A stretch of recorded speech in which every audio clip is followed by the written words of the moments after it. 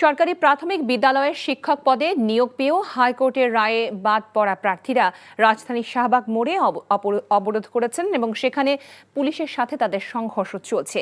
এই মুহূর্তে সেখানে আছেন আমাদের রিপোর্টার জুনায়েদ আল হাবিব। আমরা সরাসরি তার কাছে চলে যাচ্ছি। জুনায়েদ, শিক্ষকদের সাথে পুলিশের সংঘর্ষের সর্বশেষ কি খবর আপনার কাছে আছে?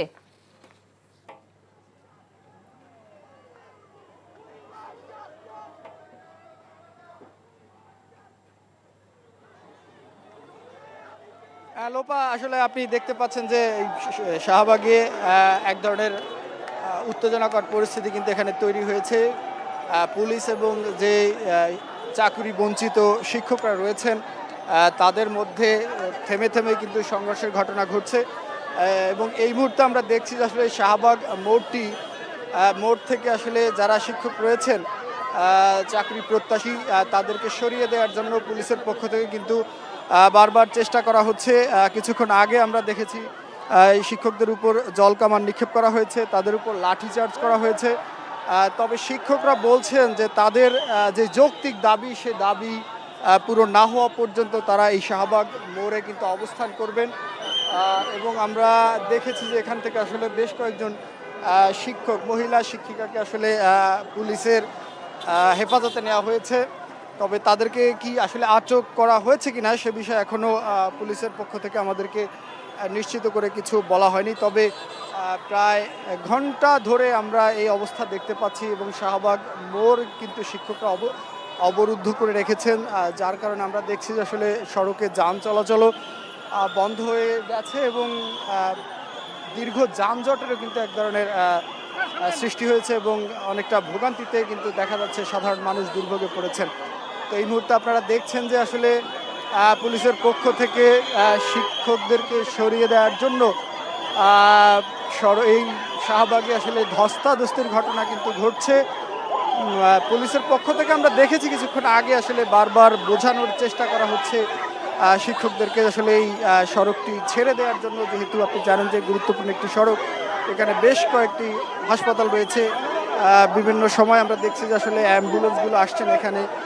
তবে শিক্ষকরা সেই পুলিশের অনুরোধ না শোনার কারণে মূলত আসলে এখানে এই সংঘর্ষের ঘটনাটি ঘটছে এবং এই মুহূর্তে পুলিশ এবং শিক্ষকদের মধ্যে আসলে আপনারা এই সহিংসতা এবং সংঘর্ষের ঘটনা দেখছেন। আমরা দেখছি যে একজন শিক্ষককে পুলিশ বেধড়ক লাঠিচার্জ করছেন, মারধর করছেন। আসলে পুলিশের এমন আচরণে অনেকটা বিক্ষুব্ধ হয়ে উঠছেন আসলে এই শিক্ষকরা। লোপ, আপনাকে বলে রাখি যে মূলত আদালতের একটি আদেশে তাদের নিয়োগ প্রক্রিয়া বাতিল করা হয়েছে এবং সেই নিয়োগ প্রক্রিয়া বাতিলের প্রতিবাদী কিন্তু মূলত তারা এই সড়কে অবস্থান নিয়েছেন। তাদের দাবি হচ্ছে যে সরকার গত মাসে আসলে তাদের নিয়োগ দেওয়ার কথা ছিল, যার কারণে তারা দাবি করছেন যে অনেকেই বিভিন্ন চাকুরিতে ছিলেন এবং সেই চাকুরি ছেড়ে প্রাথমিক বিদ্যালয়ে আসলে তারা নিয়োগ পাওয়ার জন্য বা যোগদানের জন্য চূড়ান্ত প্রস্তুতি নিচ্ছিলেন। এমন সময় আসলে তাদেরকে এই চাকুরিতে যোগদানের বিষয়টি আদালতের পক্ষ থেকে যেভাবে বাতিল করা হয়েছে সে বিষয়টি নিয়ে তারা আসলে এক ধরনের ক্ষোভ প্রকাশ করছেন এবং সেই ক্ষোভের বহিঃপ্রকাশ কিন্তু আজকে এই শাহবাগ মোড়ে আমরা দেখছি। বিশেষ করে আসলে যারা নারী শিক্ষিকা রয়েছেন তারা কোনোভাবেই এই সড়কটি আসলে ছেড়ে দিতে চাচ্ছেন না, তারা এই সড়কই অবস্থান নিচ্ছেন এবং পুলিশের পক্ষ থেকে বারবার কিন্তু চেষ্টা করা হচ্ছে তাদেরকে এই সড়ক থেকে সরিয়ে দেওয়ার জন্য। এবং পুলিশের পক্ষ থেকে এটিও বলা হয়েছে, আমরা যতটুকু শুনতে পেরেছি, যে আসলে পাশে যে জাতীয় জাদুঘর রয়েছে আমাদের, সেই জাতীয় জাদুঘরের সামনে গিয়ে আসলে তাদেরকে তাদের বিক্ষোভ প্রদর্শনের জন্য পুলিশের পক্ষ থেকে বারবার অনুরোধ করা হচ্ছে, কিন্তু সেটিও মানতে নারাজ এই শিক্ষকরা এবং তারা বলছেন যে তাদের দাবি আদায় না হওয়া পর্যন্ত তারা তাদের এই সড়ক থেকে ছেড়ে যাবেন না। তবে এই পরিস্থিতির মধ্য দিয়েই আসলে শাহবাগে এক ধরনের রণক্ষেত্র পরিণত হয়েছে বলা যায়। তবে পুলিশের পক্ষ থেকে কঠোর অবস্থানে কিছুক্ষণ পর পর কঠোর অবস্থানে যাওয়ার আসলে অবস্থান নিচ্ছেন পুলিশ আমরা দেখছি, কিন্তু আবার সেই পূর্বের অবস্থায় শিক্ষকরা ফিরে যাচ্ছেন, তারা আবারও সেই সড়কে কিন্তু তারা অবস্থান নিচ্ছেন। কোনোভাবেই তাদেরকে এই সড়ক থেকে সরাতে পারছেন না আসলে প্রশাসনের পক্ষ থেকে অনেক চেষ্টা করেও। তারপরও তারা চেষ্টা করছেন আসলে সড়কে যান চলাচল স্বাভাবিক রাখার জন্য, সেই চেষ্টা কিন্তু অব্যাহত রয়েছে। এখানে পুলিশের সাজোয়াজান জল কামানও কিন্তু প্রস্তুত রয়েছে। আমরা কিছুক্ষণ আগে দেখেছি যে জল কামান থেকে পানি নিক্ষেপ করেও আসলে আন্দোলনকারীদের ছত্রভঙ্গ করে দেওয়ার চেষ্টা হয়েছে, তাতেও কিন্তু পুলিশ ব্যর্থ হয়েছে। এখন পর্যন্ত আন্দোলনকারীদের সড়ক থেকে সরাতে পারেনি। তো মূলত আসলে এই শিক্ষকরা তারা যে দাবিটি করছেন, তাদের দাবি হচ্ছে যে তারা লিখিত এবং মৌখিক পরীক্ষায় উত্তীর্ণ হয়েই তারা আসলে চূড়ান্ত নিয়োগপত্র পেয়েছেন এবং চূড়ান্তভাবে সুপারিশপ্রাপ্ত হয়েছেন চাকরিতে নিয়োগের জন্য।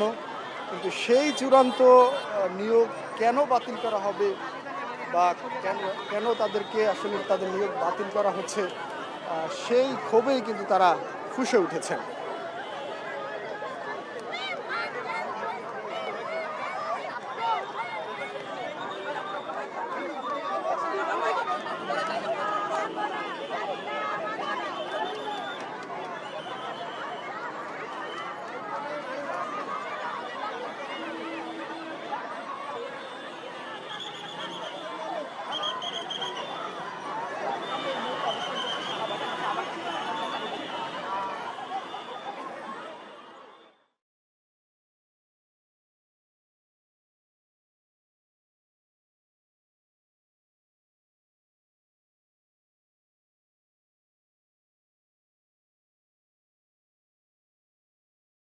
লোপা, আসলে আপনি দেখছেন যে এই শিক্ষকদের মাঝে এবং পুলিশের মাঝে কিছুক্ষণ পর পরই কিন্তু এই সংঘর্ষের ঘটনা ঘটছে, ধাওয়া পাল্টা দেওয়ার ঘটনা ঘটছে এবং পুলিশ তাদের সর্বোচ্চ আমরা দেখছি এখন পর্যন্ত বলা যায় যে ধৈর্যের পরিচয় দিচ্ছেন।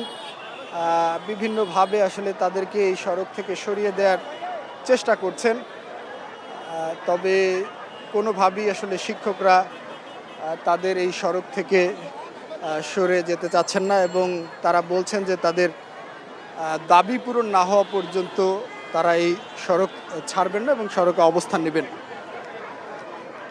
আমরা আসলে দেখি একজন শিক্ষকের সাথে কথা বলে তাদের আসলে দাবি দেওয়ার বিষয়ে আপনাদেরকে তাদের মুখ থেকে একটু জানাতে চাই যে আসলে কি দাবি নিয়ে তারা এই সড়কে অবস্থান করছেন।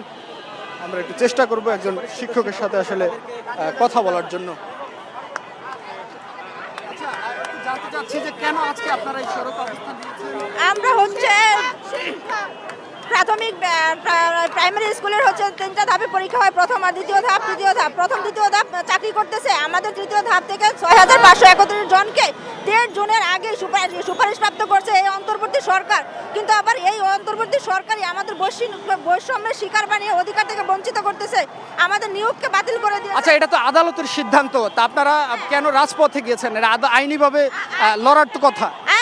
আমরা হচ্ছে গত 14 তারিখে আমরা আন্দোলন করছিলাম, ওখানে আমাদের স্যার হচ্ছে বিধানরঞ্জন রায় আমাদের বলছে। আমরা জানছিলাম শাহবাগে চলমান শিক্ষকদের আন্দোলন এবং অবস্থান কর্মসূচির সর্বশেষ অবস্থা।